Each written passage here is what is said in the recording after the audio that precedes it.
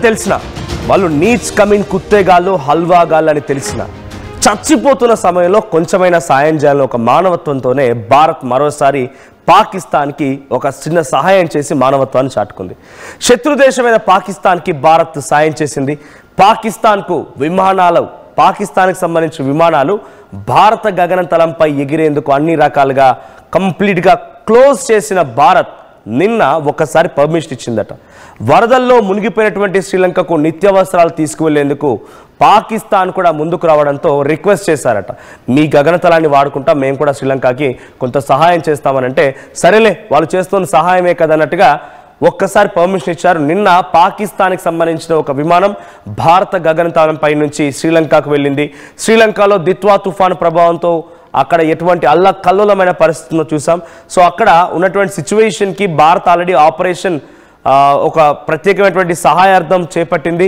So ఆ సహాయార్థం చేపట్టినటువంటి ఆపరేషన్లో మనం కూడా నిత్యావసర సరుకులు, తర్వాత తినడానికి మెడిసిన్స్ అండ్ ఫుడ్, ఆ తర్వాత కొన్ని క్లాత్స్ కూడా ఇస్తున్నాం. సో పాకిస్తాన్ కూడా ఇప్పుడు శ్రీలంకకు సహాయం చేయాలనుకుంటుందట. అదే నేపథ్యంలో మేము మీ గగనతలాన్ని వాడుకొని శ్రీలంకను రీచ్ అవుతాము అనే రకంగా రిక్వెస్ట్ చేయడంతో ఓకే అని చెప్పి ఆ పిచ్చి కుక్కల రిక్వెస్ట్ని యాక్సెప్ట్ చేసి మరోసారి మానవత్వాన్ని చాటుకుంది భారత్. అయితే పాకిస్తాన్ విజ్ఞప్తికి వెంటనే భారత్ అన్ని రకాల క్లియరెన్స్ ఇచ్చిందట.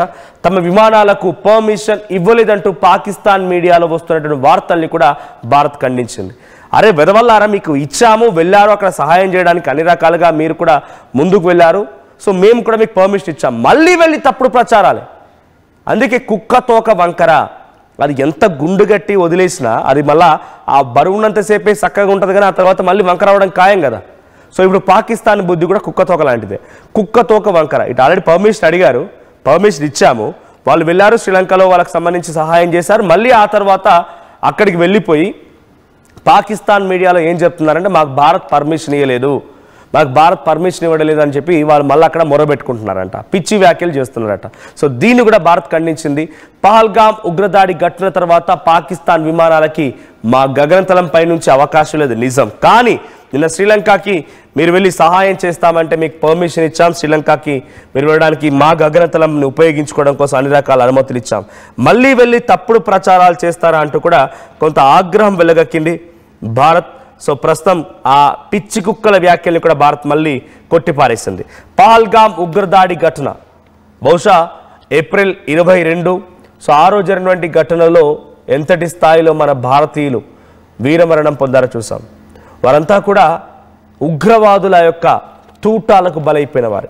ఉగ్రవాదులకు ఎదురుగా నిలబడి వాళ్ళు చెప్పేటువంటి మాటల్ని వినని, అంటే వాళ్ళు ఒక మతపరమైనటువంటి ఒక స్లోగన్ ఇచ్చారు, లేకపోతే మీరు ఏంటి అని అడిగారు, ఇవన్నీ రకరకాలుగా అక్కడ ఉన్నటువంటి లైవ్ సాక్షులు చెప్తున్నారు కాబట్టి వాళ్ళ మాటలకి తలగ్గకుండా నిటారుగా నిలబడ్డందుకు భారతీయులని వాళ్ళు అంతమొందించి వాళ్ళు ఎంతటి దమనకాండ సృష్టించారో మనం చూసాం.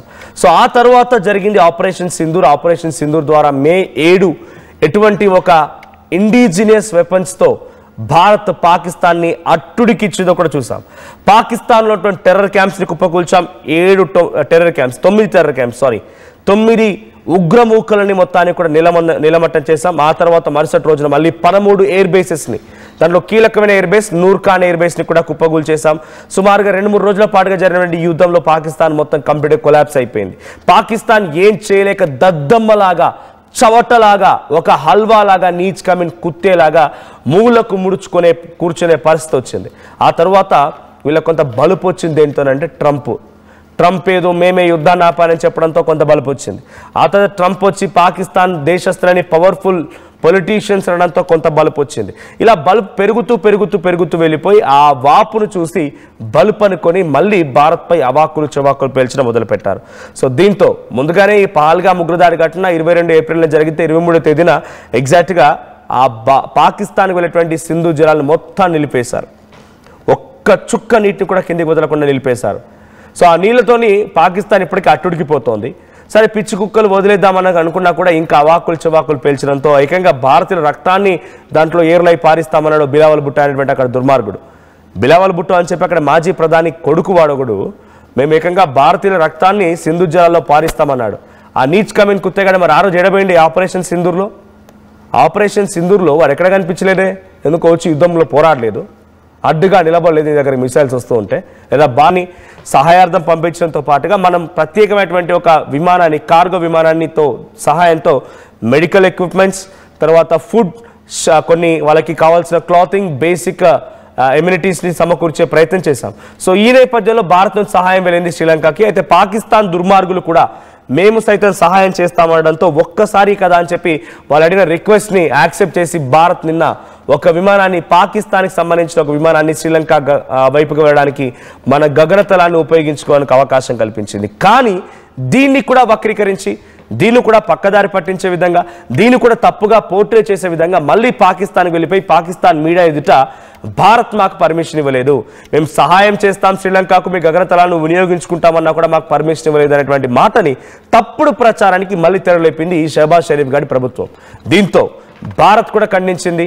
అరే వెరవల్లారా, మేము ఆల్రెడీ చెప్పాం, మీరు వెళ్ళారు, చేసుకుని వచ్చారు, మీ సహాయాన్ని అక్కడ అందించారు, వచ్చారు, మీకు పర్మిషన్ కూడా ఇచ్చాం, మళ్ళీ పిచ్చి వ్యాఖ్యలేంద్ర హల్వా గల్లారా అని చెప్పి భారత్ కూడా అగ్రెసివ్గా రియాక్ట్ అవుతోంది. భారత్ కూడా దీన్ని కొట్టిపారేసింది ఈ వ్యాఖ్యల్ని. సో ఈ వెదవల బుద్ధి అంతే.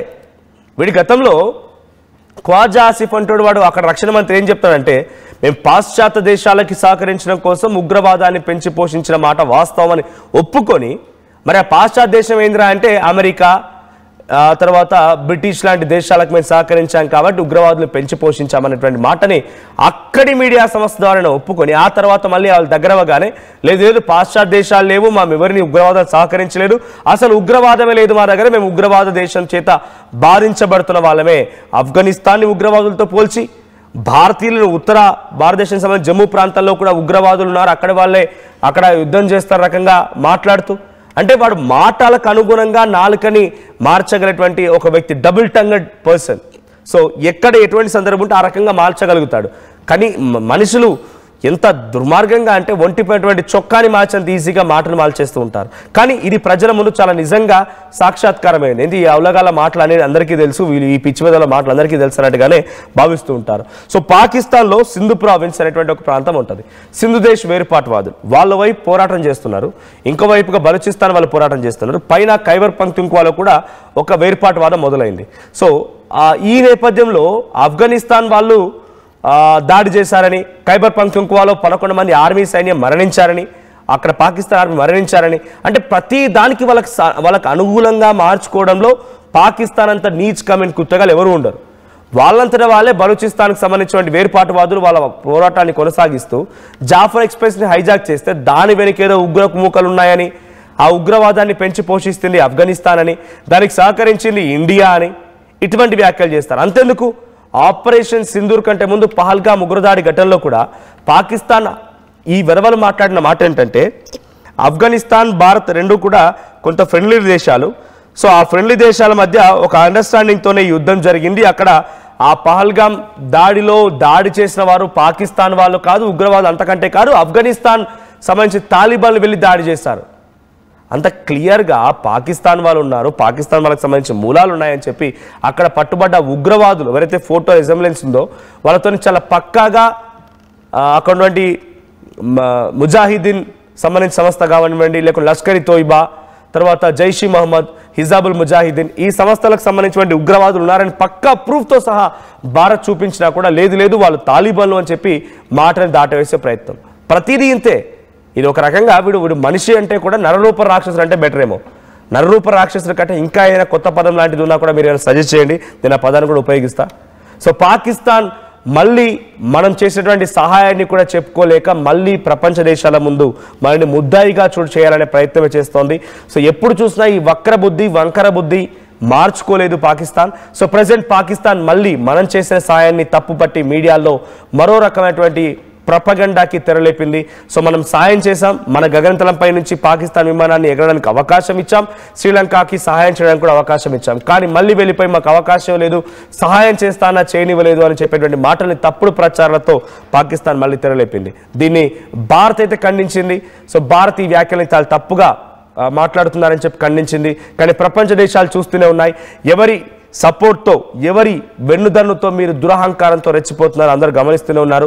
ఆ దురహంకారికి, మీ దుర్మార్గులకి అందరికీ ఏదో ఒక రోజు తప్పకుండా అంతకంతకు సమాధానం వచ్చేటువంటి రోజులు చాలా దగ్గరలోనే ఉన్నాయి. సో పాకిస్తాన్కి ఎటువంటి సమాధానం చెప్తే బాగుంటుంది? పాకిస్తాన్ పై మళ్ళీ భారత్ యుద్ధం చేయాలి, పాకిస్తాన్ పైన మళ్ళీ మనం మన ఉగ్ర రూపాన్ని చూపించి పాకిస్తాన్ అందం ముందుంచాలని మీరు కోరుకుంటారా? కామెంట్ చేయండి.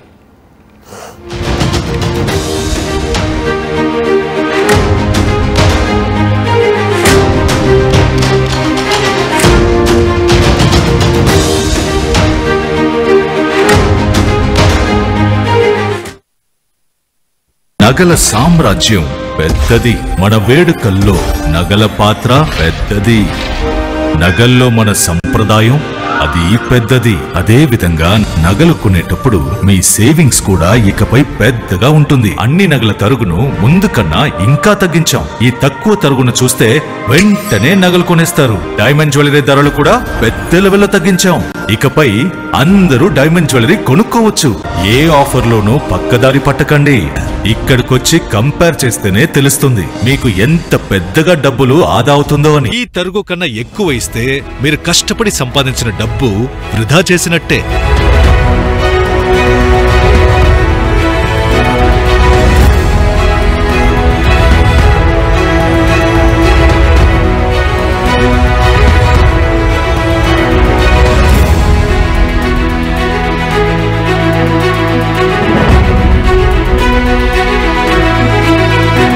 లలితాలో నగలు కొనండి, ఎక్కువ డబ్బులు ఆదా చేయండి. 5 రూపాయలకి ఏమొస్తుందమ్మా?